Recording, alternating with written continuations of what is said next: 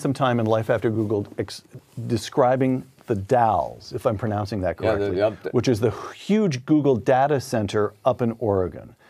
In Life After Google, you write of the diminishing returns of big data. So let me understand let me make sure I understand at least one part of your argument correctly.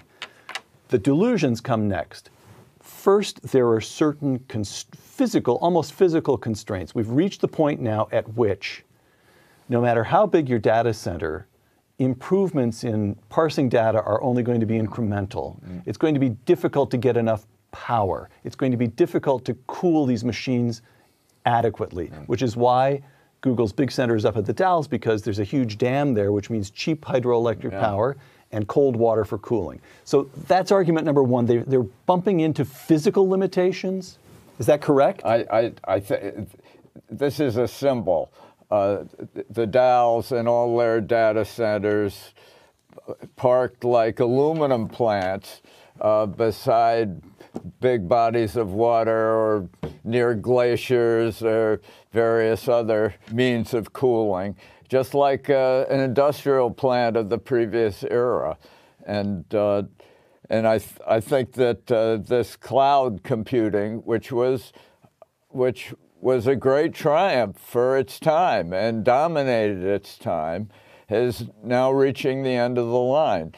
A great computer scientist named Gordon Bell ordained a proposition called Bell's Law, which is that every 10 years, Moore's Law, which is the doubling of computer power every year, yields a 100 to 1,000-fold rise in total computer capability and requires a completely new computer architecture. I wrote about the cloud first. I hailed the cloud in an article in Wired in 2006 and said that it would dominate the next Bell's Law phase. But it's now 12 years since 2006, and that Bell's Law regime of cloud computing, huge data centers, all parked by bodies of water, is coming to an end. Okay, I just want to make sure that I understand this. I want to emphasize this because I think I'm right about it. Cloud computing, I don't know who the genius was, maybe I'm talking to him now, who first conceived of the notion of the cloud, because it puts in the mind of the ordinary user the sense that somehow or other computing has now become ethereal. It's just up there. It's not up there. It's in big industrial scale operations at the Dalles in Oregon and other. 80 different sites around the world, I think Google has now. Okay.